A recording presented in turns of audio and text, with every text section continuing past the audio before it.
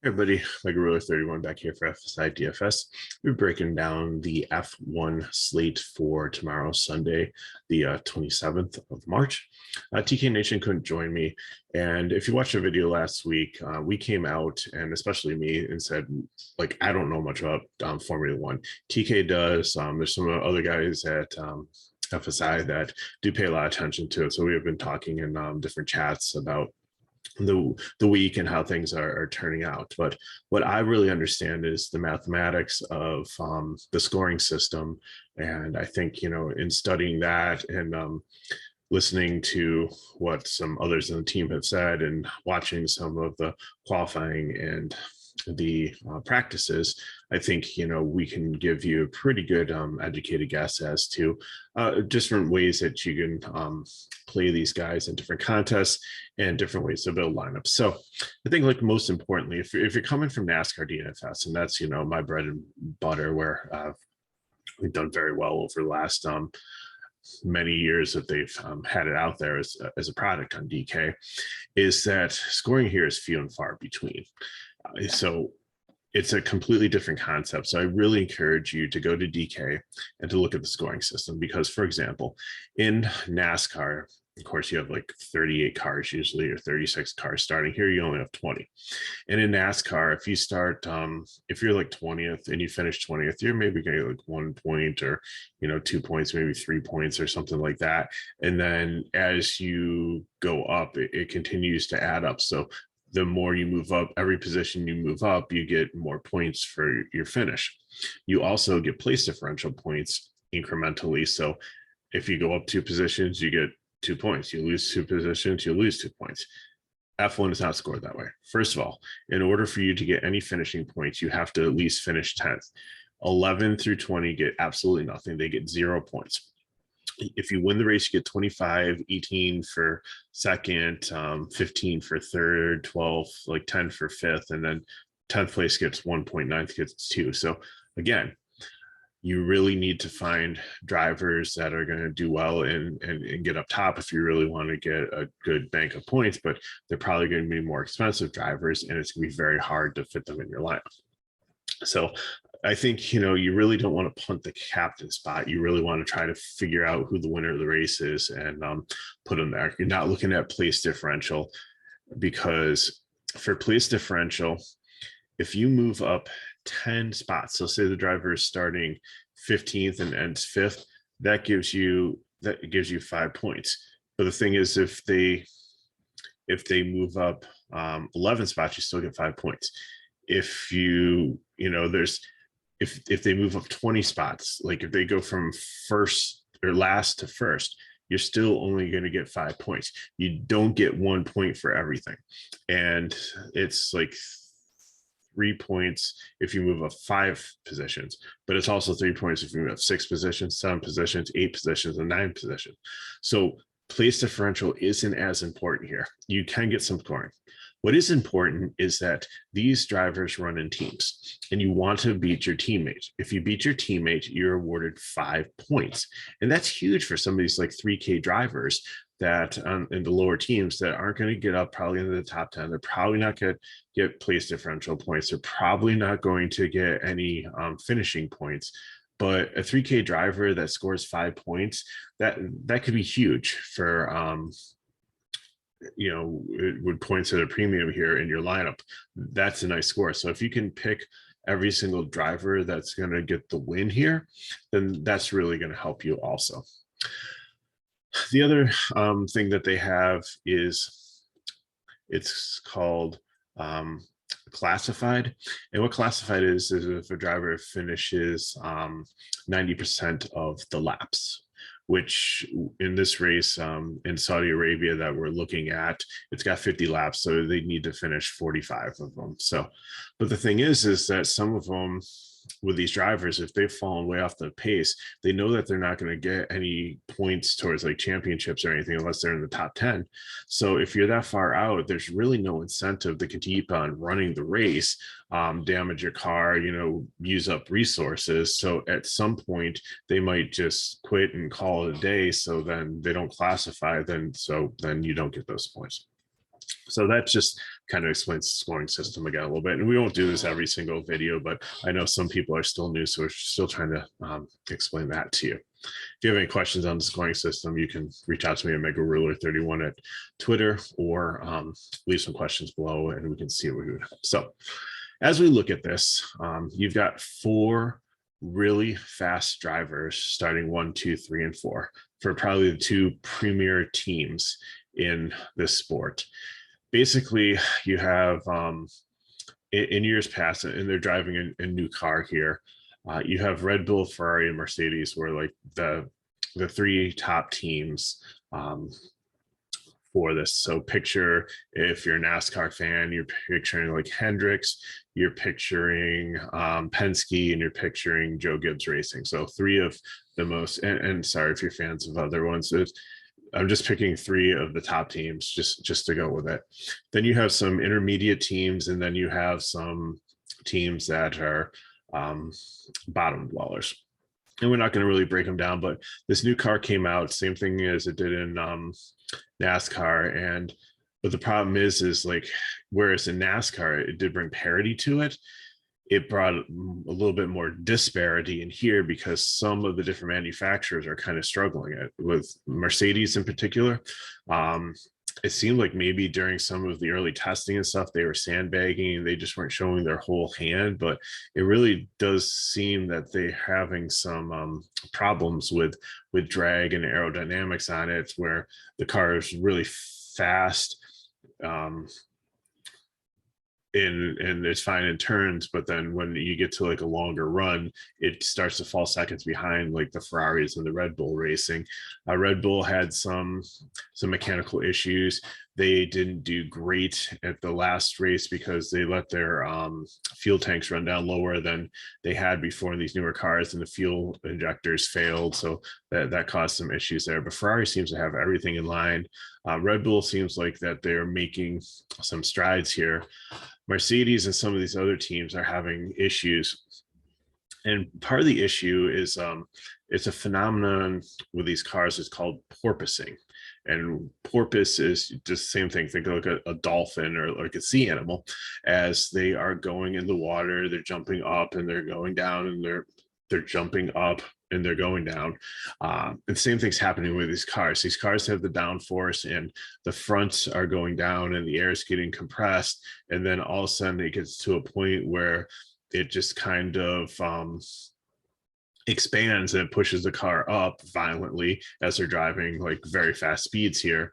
And the process keeps on repeating itself. And this actually happened to these cars back in the 70s, I was reading, but for like almost 50 years now, they haven't had any of the issues. But then they brought this new car out, it's starting to happen again. So mechanics are trying to figure out like what the best way to do is to make sure the cars have enough downforce and everything so they don't have too much drag. They can work well in the corners and the drivers have control of them, but they still have speed, but they don't continue to like bounce up and down violently while driving. So that being said, let's talk about drivers. So like I said here, you have your top 4 drivers.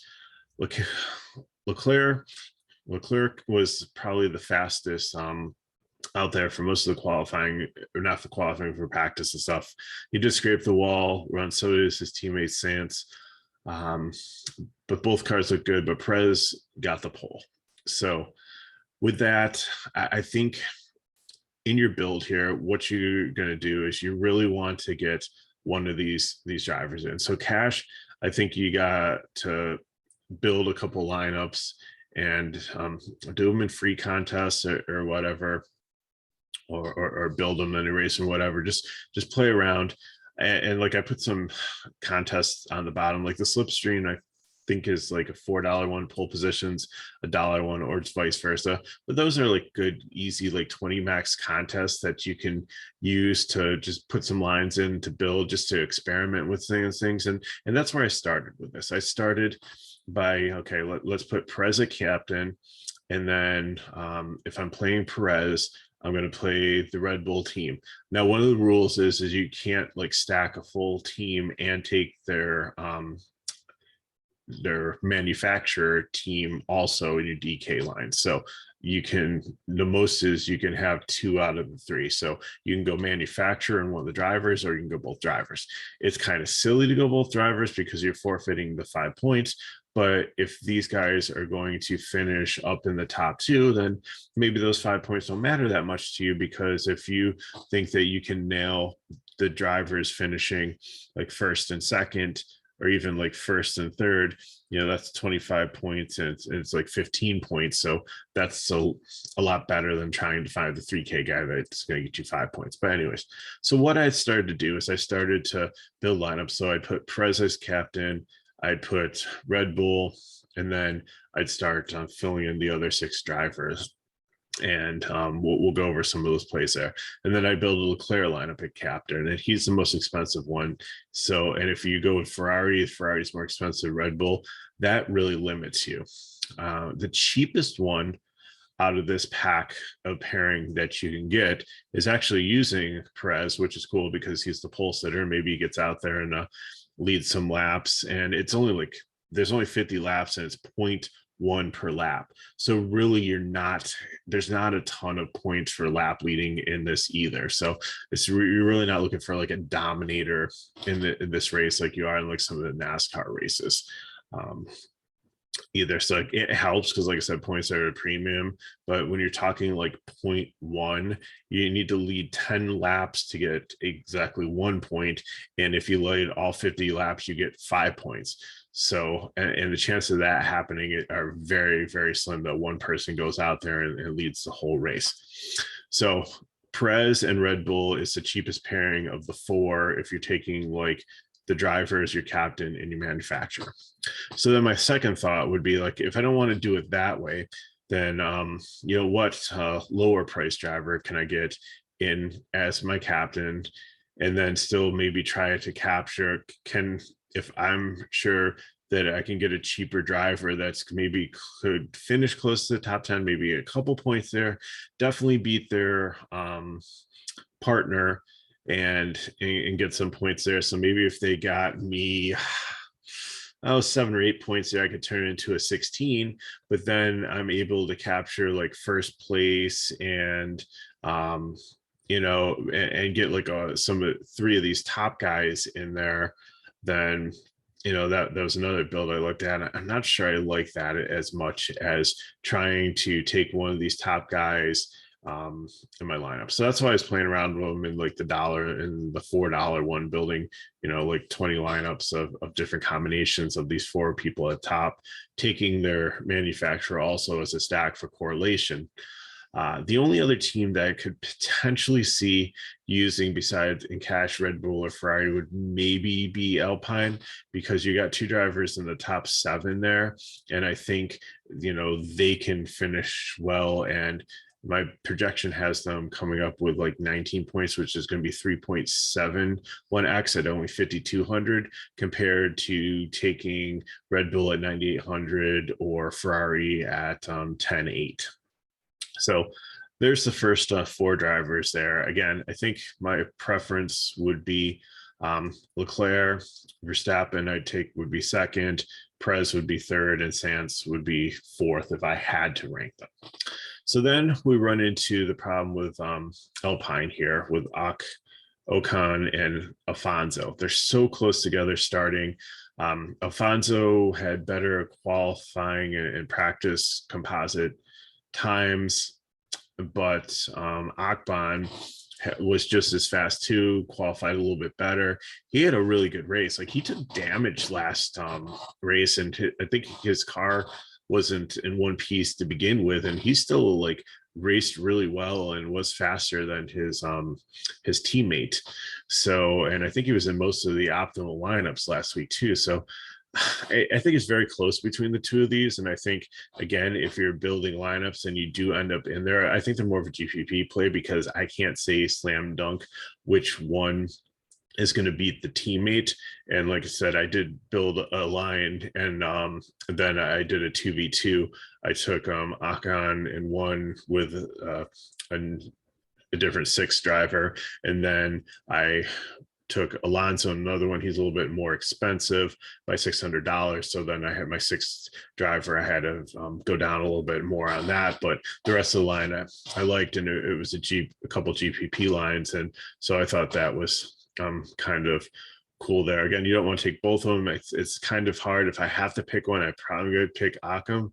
I think, he has an outside shot if there's issues with any of these cars, like the Red Bull cars, if they have trouble again, that he could sneak in onto the podium and finish third if Leclerc and Sands finish first and second. So, but Alonso might be able to get up there, or they could potentially fall back. Sandwiched between them is George Russell for Mercedes.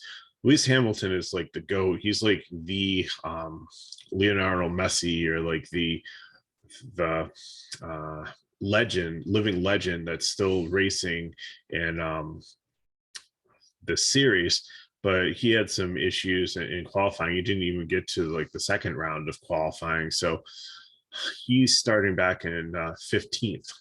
So potentially, being a good driver and having one of the better cars, be it having issues with porpoising and some other things, and not being as fast as some of them, is he faster than some of these other smaller teams? And can he use his experience to get up there, and can he get ahead of his teammate? Potentially. That's why I think Russell is not a slam dunk up here, even though there is a disparity of about 9 starting spots. I think that just knowing who Lewis Hamilton is, that he can get up there and potentially pass. So I think that, especially at 8,600, that Russell would be a GPP for me. So now we run into a stretch of drivers, which I am considering really strong cash plays, and I have them as almost core plays. And I don't think you can get 3 of them in if you're putting a driver 1 through 4 and then their corresponding one. So I think you need to pick like 3 out of the 4 of these ones. And I think my favorite one that we're going to start with is going to be the 8,001 that's starting 10th is Kevin Magnussen. Haas cars weren't very fast in the past, but it seems like with this new car, they've really found something. They do have a Ferrari engine. And the thing about this is this might be like the lock of the slate here with Magnussen, because Mick Schumacher had a pretty bad crash, and they had to pull him out of the car at the end of qualifying. And he is so shaken up that they don't think that he's going to race tomorrow, and they don't think that they're even going to have enough time to scramble to field another driver, and so they might only be wanting one car. If that's the case, and that Kevin is locked into 5 points automatically before the race even starts, he's already beaten his teammate. The second factor is that he has been fast. He had the 9th fastest, actually 10th fastest composite score, so he could sniff the top 10. He could definitely get some points there. So you're looking at maybe like 6 or 7 points like locked in on this guy. So he potentially could have some mechanical problems. He didn't spend as much time testing here as he had on some other tracks, but I think that if his partner is not there, if he's guaranteed the 5 points, if you're playing cash, you just got to lock him in. Then I think Bottas should be able to beat his partner and actually finish pretty well.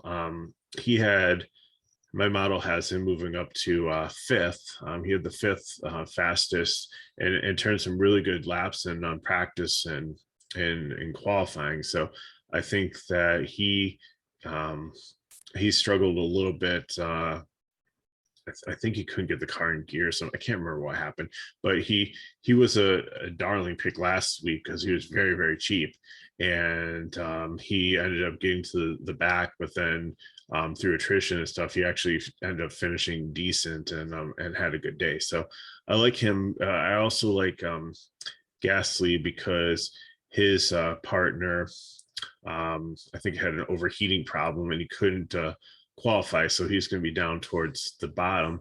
Now he was decent, so he might be able to get some place differential, about 5 points for Yuki to move up.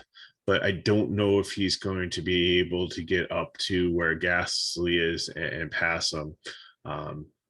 I think that, that's going to be a tough task there. So I think Gasly is pretty much a lock for the 5 points also, as is Bottas, even though his partner is starting a little bit closer. Bottas is sort of thing. So I think you have 3 drivers there in the mid range to really look at for your cash lineups. There at 76, at 72, and at 8,000. Like I said, Magnussen is just going to be an absolute lock if there's not another Haas car running in the race round. Next, we have Lando Norris from McLaren and his partner Daniel Ricciardo. I think that Norris is going to be the better driver here. I think he's got top 10 potential. He's starting really close there. That's why I have him as a cash play. He's very reasonably priced at 6,800. It saves you a little bit over some of the guys that we talked about. Might be in no man's land. You might not be able to get him in there in your cash lineup, or maybe you have to drop down to him if you're playing Leclerc at captain and taking Ferrari as your team. So he might be a good place to start building to fill in the rest of your line. Zhu, like I said, he's up against Bottas. I think he's a GPP pick. If you think a lot of people are going to be on Bottas and you think that Zhu can get up there and beat him, get the 5 points, it's a good leverage play there. I think that's okay. Stroll I really like here, and I think he's going to be he's probably the value lock of the slate here. Nico Hülkenberg took over the car here, so keep that in mind, because if you're going through your DK pool, the same thing as last week, who was the guy, it's the same price. Vettel is out, so Hülkenberg, although he's had like more practice in this car last week, he's not the primary driver with Vettel out, I believe, with COVID. So he's going to, I don't think he's going to be as strong. His numbers were close to the bottom for like practice and qualifying. So really think, Stroll is going to have an easy time to at least get 5 points at 3,400. Sign me up there. It's not an absolute lock like it would be for Magnesium if he doesn't have the other car driving, but I think that Stroll is pretty safe there. And he's only 3 points out of the top 10. I don't know if he can get up into there, but with a little attrition, the potential's there. So great price. And I think, he's a great value to lock in there. Ricardo, we already talked about, up against Norris. He did GPP play. He had COVID before the first race, so he's a little bit behind in preparing and practice and everything for the year. Don't know how bad he had it or not. So maybe he's still not feeling the greatest. So a little bit concerning there. We already talked about Louise Hamilton. I think he's a great GPP play. Could get you a little bit of place differential points. Like he could surprise. I think, if you're starting a GPP line, maybe he's the first one to lock in there. Going to be different. I think people might be down on him for some of the things that they've seen in the first race and here. I think that he's like lost his touch and that he should have probably retired last year, but maybe he has a renaissance and comes back and you can capitalize on that. These Williams cars, they're cheap too, and I found in some of my lineups playing Williams roulette where I was trying to get a Ferrari, a Red Bull in, and a good manufacturer, and I had so I did the same thing in these dollar lineups for like 20 max or $4. Why not rotate it? And if you hit it, you hit it. So I have some lines with Albon in, and some lines I needed to go bare minimum Latifi. Now, my guess is that probably Albon, just looking at the statistics and stuff, will be able to get the 5 points. So it'll be very close. And again, I think if you absolutely have to jam them in cash to make it work, then it's fine. I would play 2 different lines. Like I said, one with one and one with the other. And then, one of them is going to get through the 5 points and hit.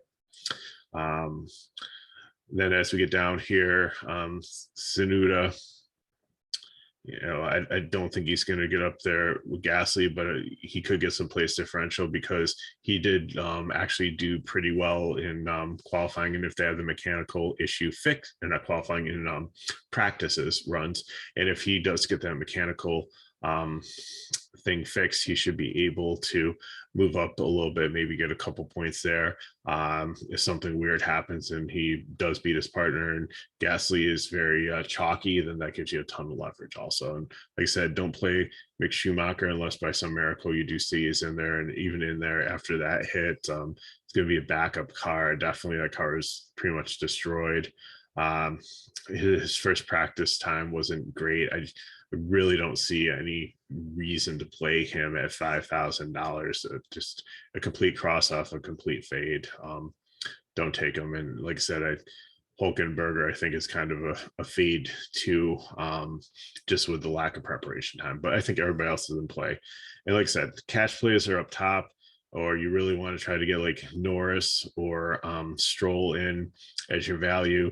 You have those three prime guys in the middle that definitely should easily beat their teammate and score well for you. Magnussen is definitely the priority if the other Haas car's not in there. So I appreciate you watching this. And again, like I said, we're still trying to learn from this, and maybe next week we'll come back and say that strategy just completely didn't work. We figured out something else. But that's why I'm playing about 20 lines in these very, very low 20 max low risk GPPs, just to try to see how each build performs. And over a couple weeks, if we're seeing a pattern of success there, then we'll continue to share that for you. So thanks for watching. I'm Mega Ruler 31.